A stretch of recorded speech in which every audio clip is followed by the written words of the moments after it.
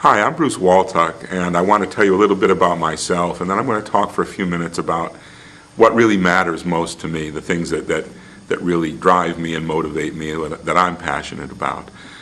Most of my career over the last 30 years has been as a public servant, primarily in federal government.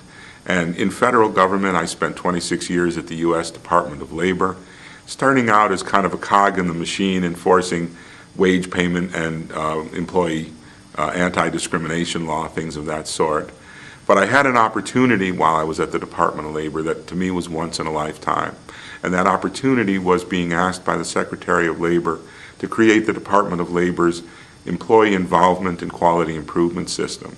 And I was fortunate enough to manage and lead and co-create that for 6 years. And it was a life-changing opportunity, one of a couple that I've had. And so I want to tell you also about what matters to me. And what matters most to me is helping groups of people make better decisions together and get better results together. And this has been a recurring theme literally in my life since I was in high school. It didn't occur to me that this was the core of my work for many, many years. It wasn't until 20 years on that I thought I can connect the dots and see this kind of pattern.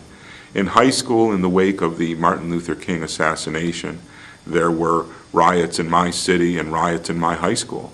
And in the wake of those riots, a number of teachers organized student dialogues around issues of race and conflict. And I was a student leader in participating with and organizing those. And then just a couple of years later in college, in the wake of the Kent State incident, my university had a student takeover in the spring of 1970, as others did. And we had in my department, in the economics department at Syracuse University, in response to this significant shift in understanding in our society, we formed the first student-faculty governing committee. And students were, some faculty were appalled. They were letting students actually have input into decisions on curriculum and tenure that had never been done before.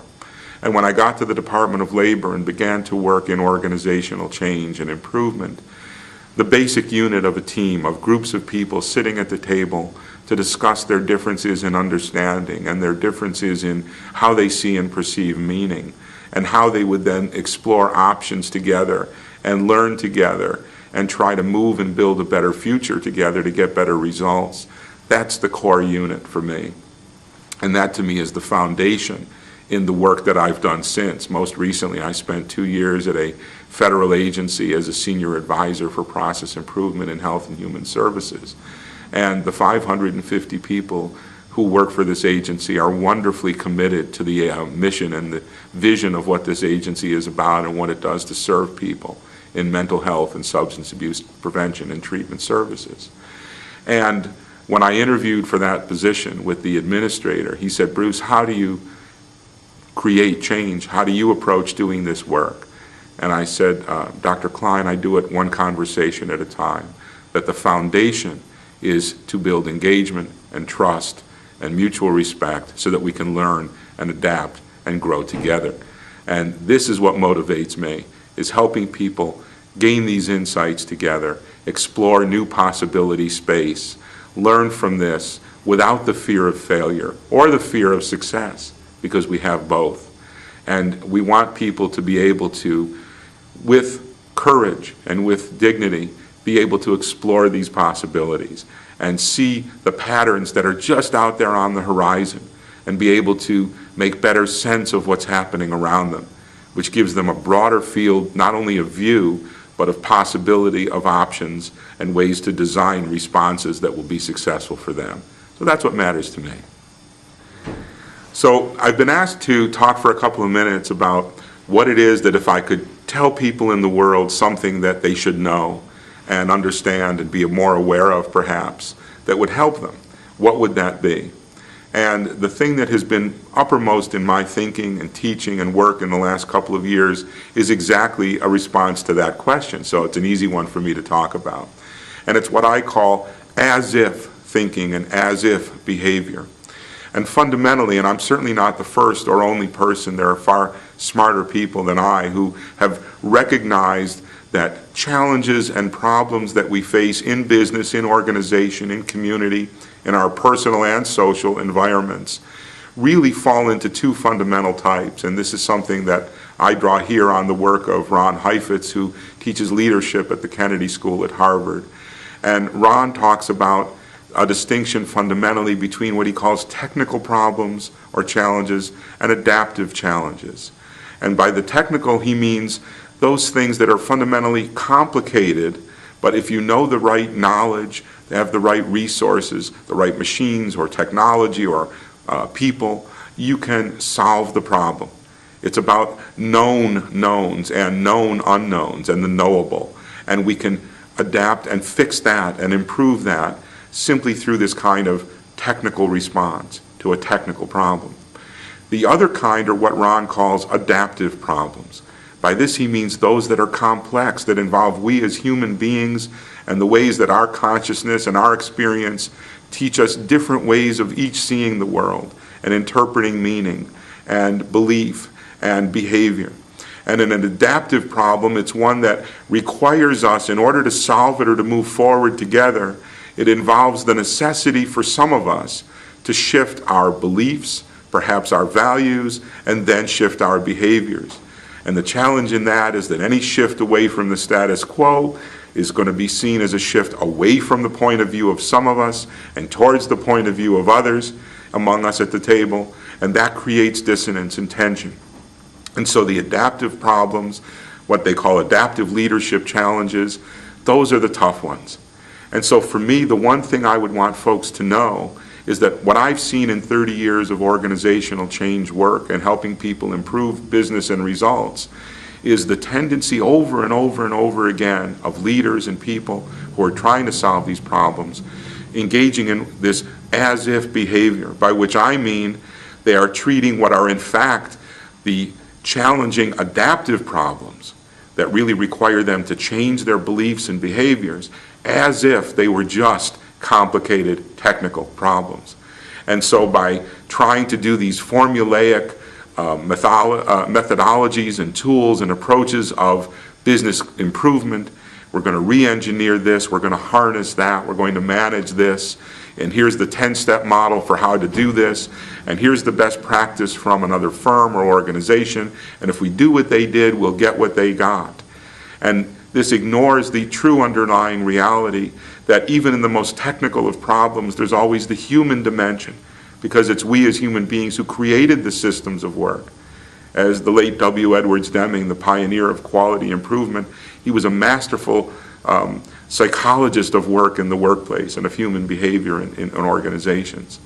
And Deming taught us to focus on the system, on the process, not blame the people who didn't design it but who are stuck working in it. These cookie-cutter approaches and formulaic methods are great in the domain of the technical or the complicated. Toyota last year, when they had the problems with their cars, fundamentally there was a technical problem, electrical component that you could figure out what happened and fix it. But at the same time, we know, and it's been widely reported, that the Toyota story, they knew for some time, their middle and upper managers knew that there was a problem, and yet they did not report this to the executive suite. They did not respond and admit this to the public for some time. That was an adaptive challenge, largely motivated by their fear of losing face, fear of losing money, fear of the degradation of the brand, fear of being fired if you're the one to carry that message to the chief executive. And in fact, ultimately, the chief executive, Mr. Toyota, came and testified to the U.S. Congress. He had to adapt to the new reality ultimately, shift his beliefs, shift his behaviors. It was hard, but he recognized that he had to do it. So the key thing I would hope that we would all begin to see is that it is not an either-or, but that the challenges and problems we face, both in business and organizational life, and in our personal, social, community, and family lives, come in always with some human component, always with some mix of the technical and the adaptive, of the complicated and the complex, and that we need different patterns of inquiry and sense-making and analysis to be able to successfully respond, adapt, and design interventions into the future. And so in this, I point and draw on the work of David Snowden from the UK, who has expanded in a way on the fundamental dichotomy of hyphens. And Dave has this framework that he calls the Cynefin model, C-Y-N-E-F-I-N, a Welsh word. And he's published about this in the Harvard Business Review. I recommend his article, A Leader's Framework for Change.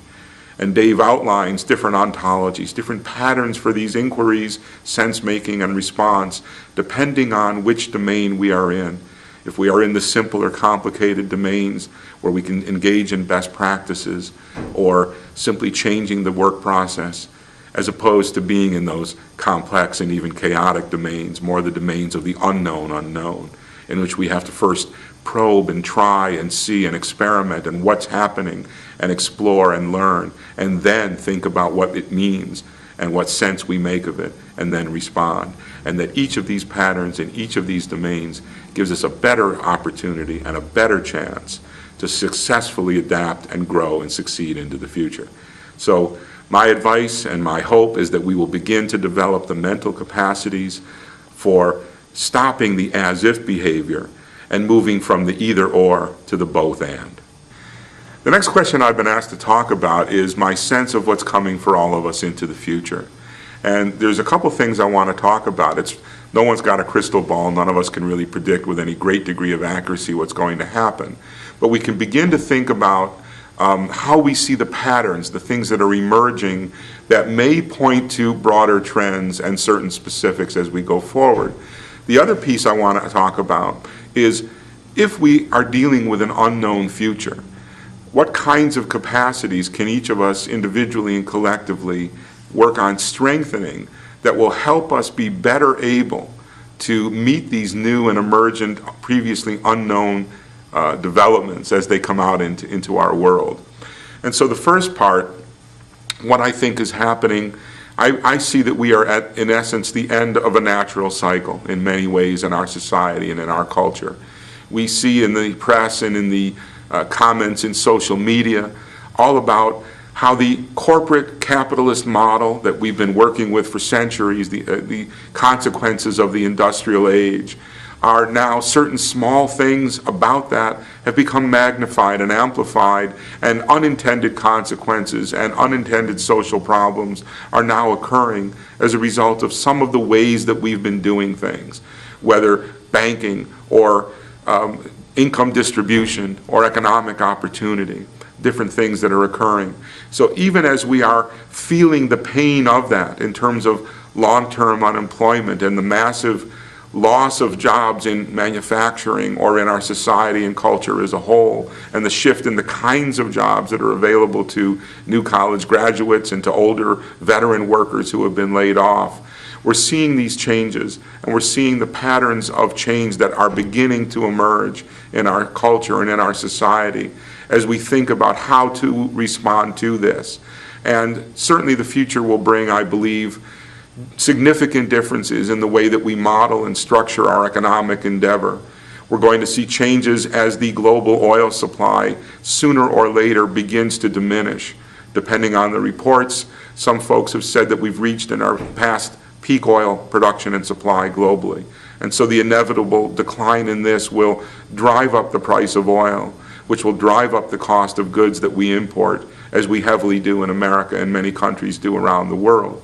So that this will necessitate, for example, we can predict probably with accuracy, now it's already happening, the return of the need for manufacturing here at home in America. This has been reported just recently in Business Week and elsewhere. That will only become magnified as the cost of oil and transportation continues to escalate over time. For example, that's just one example that I think the crystal ball is pretty clear on this.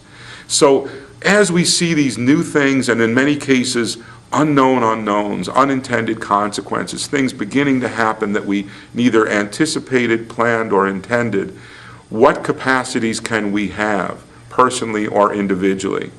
And I've talked in other venues before about this, using the example of the folks, both those who were trapped in the towers on 9/11 and the first responders who were the emergency police and fire and other workers who came to that scene. And when you're caught in the middle of this catastrophic event, this immediate urgent shift You have incomplete and frequently inaccurate information. You don't know everything that you might want to know or need to know.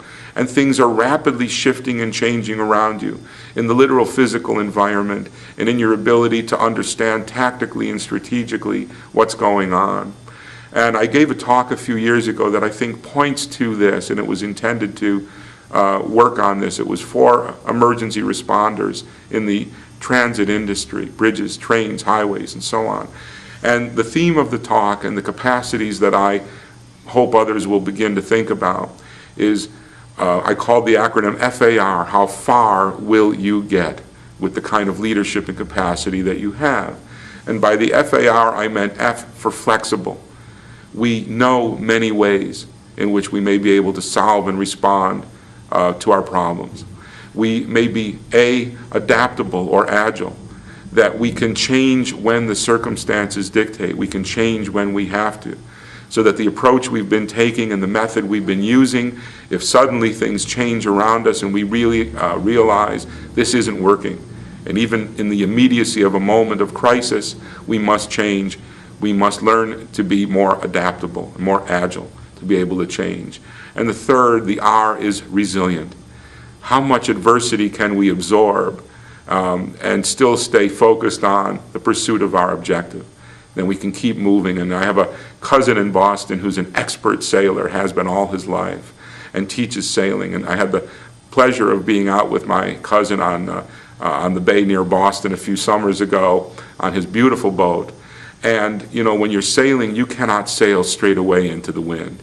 You have to zig and zag, tacking, it's called. You cannot go directly towards your goal and towards the home port. And I think in the same way, our resilience and our agility and adaptability and our flexibility is not unlike that of a sailor moving their boat against the wind, against the tide. And yet, it's able to be done. We've invented the way. We have discovered the way forward. And while it may not be as direct or as immediate or as seemingly productive in the short term as we would want it to be, it's those skills of being flexible, adaptable, and resilient that enable us to succeed and to grow into the future. With regard to the innovation framework that IOPEN advocates and talks about, my focus, in a way, spans several of the categories that they have in this model. And fundamentally, I'm particularly interested in dialogue, in the connections and sharing, and what Glenda Ouyang from the Human Systems Dynamics Institute calls transforming exchanges, in which we are changing one another by virtue of our conversation. What Ralph Stacey from the UK calls complex responsive processes of human relating. It's a bit of a mouthful. Complex responsive processes. And that's what interests me above all, are these interconnections and exchanges that we have in which we are constructing meaning and purpose together. And so the vehicle for that is conversation, the gesture and response that we use when we are communicating one to the other back and forth. And I believe that these conversations that we have, the ways in which we gesture and respond in communication, the give and take of our exchanges, that this is what builds relationship and engagement and trust and respect, and that these are the foundations upon which we can then build any other form of innovation or change. And the way that this ultimately manifests, which is also part of the framework here for innovation, is through narrative, through story. And the way that we share with one another is not only in specific facts, but we frequently and in many ways most effectively, most powerfully communicate knowledge and information is through our stories, through the narratives of what we have lived and experienced and the sense and the meaning that our experiences have to us that then inform each other and which we can then weave together into collective tapestries of understanding and meaning and intention and purpose to act into the unknown future. So I'm just going to take a minute and talk a little bit about a couple of ideas that I think have informed and can now better inform how we think about things like economic development and innovation. And I don't think that this is in fact only what is applied in economic development. I think that the patterns and trends I'm going to tell you about in a second really are pretty universal and have been the dominant paradigm in our culture for centuries. And I make the distinction between what I call the old mind and new mind. The old mind that has been so dominant in our culture and society and has helped us achieve incredible things is the world of Isaac Newton, whose discoveries in the natural sciences of gravity and calculus enabled us to do so much to get away from the world of interpreting nature and the universe around us as mysterious and making it something that we humans could predict and control. We tend to like, as humans, processes and outcomes that are stable and predictable and controllable. It's enabled us to build factories and to go to the moon using the very kinds of calculations that Newton enabled us to do. If we shoot a cannon, or if we send a rocket to the moon, or the space shuttle out to the space station, we can calculate very precisely how this is going to work. But when we get to certain kinds of complexity in human behavior, in the subatomic world of quantum physics, or the world of the super large, the black holes in space in the middle of a galaxy, Mr. Newton's discoveries and science and theories in fact don't work.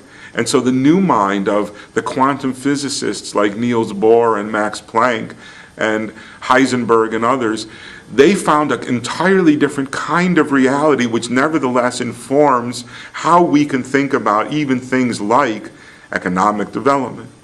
And in this new view and in this new world, we see that things are not just either or, they're not just linear and closed systems, but rather they are open, and our own interaction, our social interaction with these systems, the mere act of observation, they discovered, alters and affects and determines the outcome. And so when we think about things like economic development, I think we're well served to take a deeper look into the new mind and into this new paradigm of complexity in which the ways that we interact one with the other, the patterns of our interaction and our sharing, open up entirely new possibilities. These are the engines of innovation. Not so close to certainty, not so close to agreement. In fact, not a whole lot of agreement or certainty.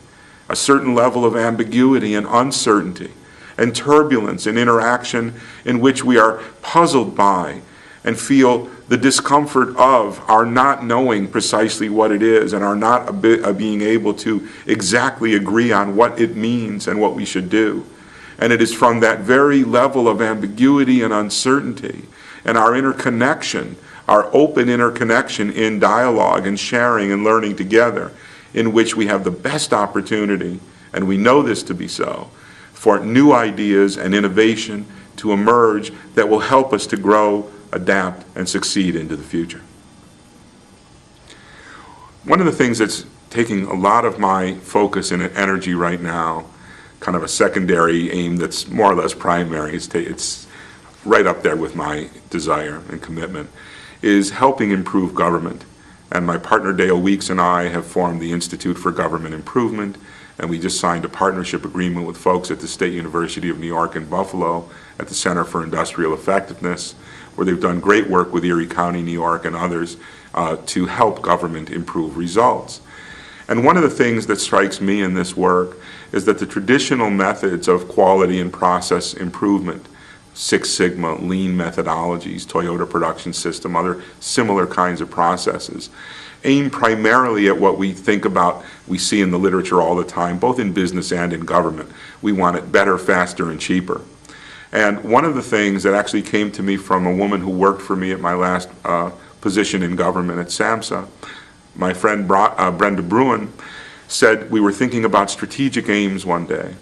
And we obviously have the desire that things be better, faster, cheaper, cost less, take less time. And Brenda said, you know, there's something missing here. And what she said was missing was more smiling faces. More smiling faces at the end of the day. And she was sort of saying this tongue-in-cheek.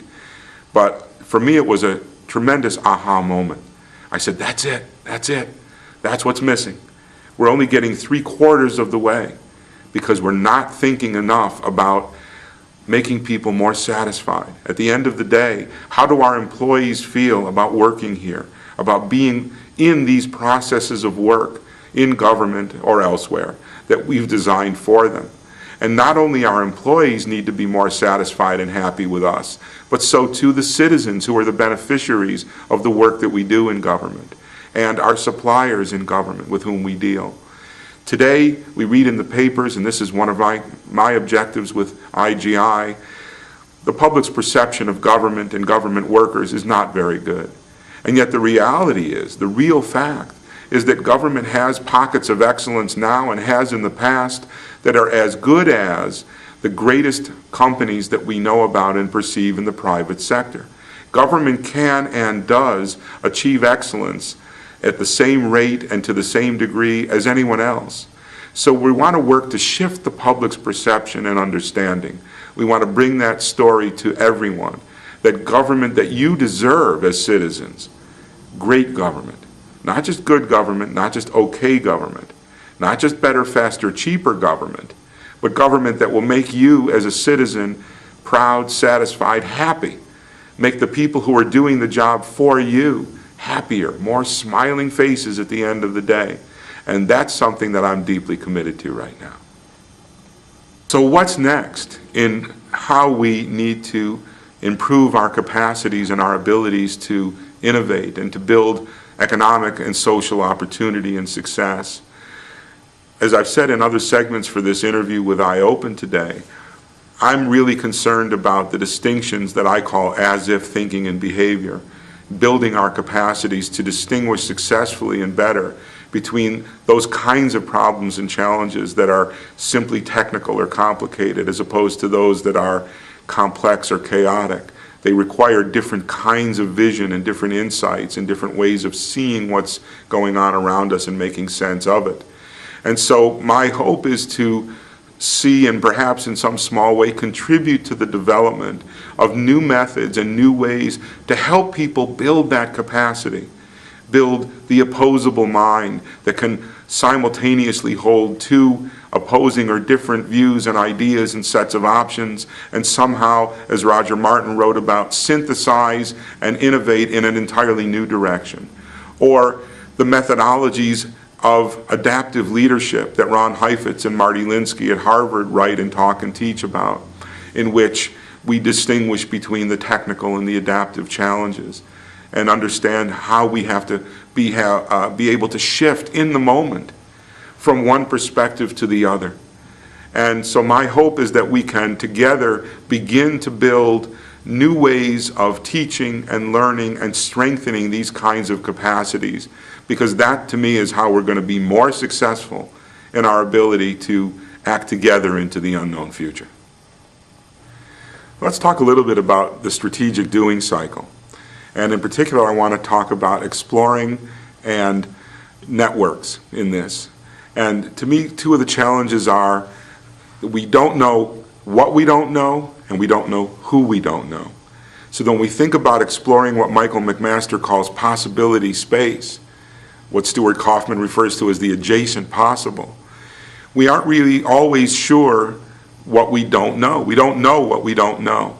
And so our ability to explore and potentially discover the promising options and ideas and innovations that may carry us forward may be limited by the lack of our own knowledge about options and innovation that may in fact already be there. We may not even have to invent the new, but we simply need to find and discover and exploit the new.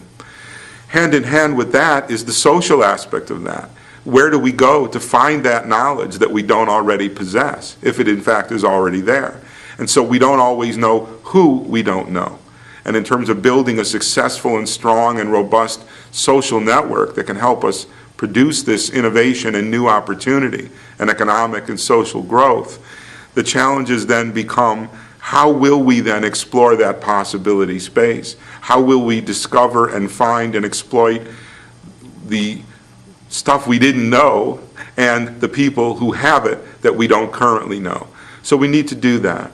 And one way to think about this is a model that was taught to me by a concept, if you will, by one of my professors from the University of Western Sydney, Vlad Dimitrov. And Vlad, paraphrasing what is called Ashby's law, the rule of Ross Ashby about, I think, biologic diversity, that it takes variety to create and have variety. Vlad posits what he calls the law of requisite vorticity, the funnel cloud dynamics in which our ideas come together, intersect, and begin to sort of swirl around through our communication. And in that funnel cloud, there's always the vector that spontaneously self-organizes, emerges, and goes off like an arrow from that swirling vector, a swirling vortex of ideas. And Vlad says we need that vorticity to have more of it. We need more of our ideas intersecting and combining and giving new directions in order to have more of that.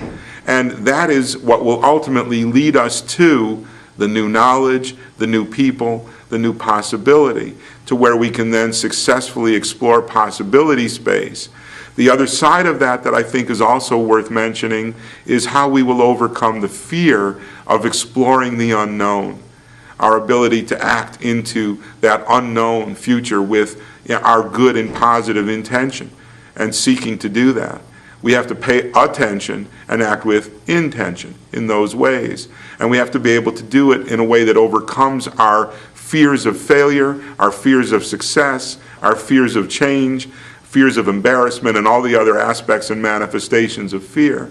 The best source I know to explain fear in our organizational and personal lives comes from Margaret Wheatley, and you'll find it in her book, A Simpler Way, a very elegant and I think very profound description about how we got to this in the first place, and in fact how the universe really wants us to succeed. Nature succeeds through variety, through experimentation, through the exploration of what Stuart Kaufman calls the adjacent possible. And that's what we need to do as well. So we're talking about the execution part of strategic doing, the actual doing. And when we try to have improvements in results, we want to talk about moving from theory and framework and model to changes in our beliefs and our actual behaviors to get the better outcomes and results that we all want.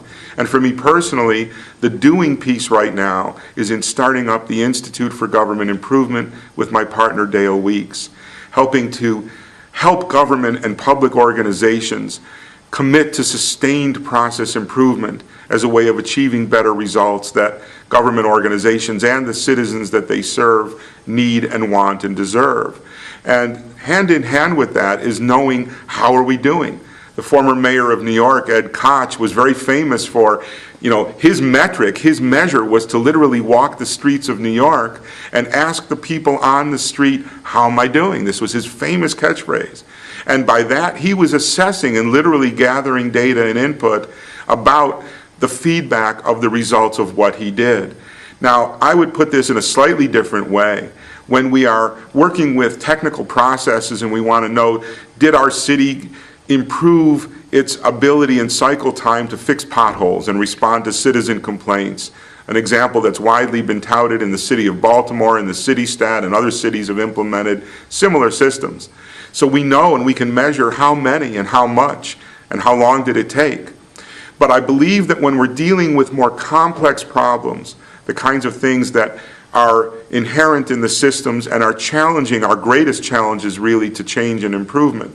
The way that I would measure and assess this is through a kind of qualitative measure, because we need to know how well, not just how much and how many. We need to know the how am I doing. And I believe that the way that we can think about or begin to think about that is by taking a look at our core values and our core operating principles. And we can, through survey and qualitative research, begin to assess the congruence, the extent to which what we actually do measures up to, conforms to, is in alignment with the very values and principles that we say are what matters to us. So we need, I think, to begin to measure, are we doing it? How am I doing? How are we doing? And are we doing what we say we do? So what are some of the next steps that we're going to be doing? And for me personally, the work that we're starting with the Institute for Government Improvement, the very first step is going to be a collaborative step that even though we think we know what the core operating values and principles ought to be, we want to convene a roundtable in Washington this year, later on this year, in which we hope to bring to the table thought and practice leaders in government improvement. We're very fortunate to know a lot of folks who have great experience and great networks of knowledge and influence in this regard, and we hope to bring them to our table in Washington, in which we'll be able to define together what the core operating values and principles will be, sort of a charter for continuous and sustained government improvement. That's the first collaborative piece. The next part that will really help to bring this knowledge and this new awareness out to the world and to people is through our new partnership agreement with the Center for Industrial Effectiveness at the University at Buffalo in New York. And with them, we're going to be convening in July, probably in Buffalo, a good time of year to be there, to sit down and really develop the content for half-day and full-day introductory workshops on government improvement. And then we'll start to develop and market those, and hopefully people will come, and we'll begin to tell them the story. And if they get it, then we'll be willing and able to help deliver facilitation and consultation services and help to bring these new ideas into development, into practice, and hopefully achieve positive results for those folks in the world. How does all this work begin to impact people and impact society, and particularly the particularly difficult challenges that we're facing these days in various sustainability indicators? So the work that I'm doing, and really the work that I've been focused on for about 30 years, is about better government, improving processes of government, improving results, bringing a greater diversity of input of ideas from citizens to policymakers, to the people inside the government organizations that are going to be doing the work. And so I believe that if we get better people with better ideas to create better government, we're going to get better results. And so that when we talk about issues like sustainability and some of the extremely difficult challenges that are facing us, if the voice of the citizen is brought to the table, if the ideas of the citizens and the people who are best able with the best knowledge and the most promising ideas that may succeed and help us adapt and grow and succeed into the future, if those ideas get heard, and I hope they do, through things like civic forums, public dialogue, and deliberation, and if we can get our policymakers to, again, adapt as a core competency. One of the goals and objectives of the Institute for Government Improvement is to make the knowledge and practice of sustained government process improvement a core competency for managers at all levels. So we believe that if we can bring this kind of knowledge, competency, and practice into the work of government on a daily and global basis, we will be able then to better respond, design better and hopefully more successful interventions and responses to these extremely difficult challenges ahead. When we begin to think about workforce development, I can't help but think back to my undergraduate studies in economics. And the thing that most interested me when I was an undergraduate student was the differentiation or specialization of labor. How is it in our society that all the different people we have, from the time we get born until we get into a workforce or get a career, how is it that we get enough undertakers and teachers and rocket scientists in our society to meet the complete and total need of our economic system, to meet those needs? Well, right now we're in a situation where we have this massive cognitive surplus. We have all of these people, and I'm one of them, who have been out of work for a period of time, who have great skills, knowledge, experience, who have had a proven record of achievement, but we're not finding our way because the jobs that we once held are not the jobs that our economy needs today and tomorrow. And so the question that is on my mind in this is, what can we do in government, in our society, through our businesses? Can we coordinate better? And I will tell you that other countries do. The U.S. is perhaps the only industrial, or was in the 80s, the only industrial democratic nation that did not have a very advanced system to coordinate between organized labor, government, and vocational education. So what can and should we do to help those of us who have perhaps been displaced, or those of us who are graduating from schools now, our young people who are seeking to enter the workforce and make a contribution and earn a living and have a life, so that we can meet the needs of our economy and society, and how can we build and develop the workforce that we need today and tomorrow.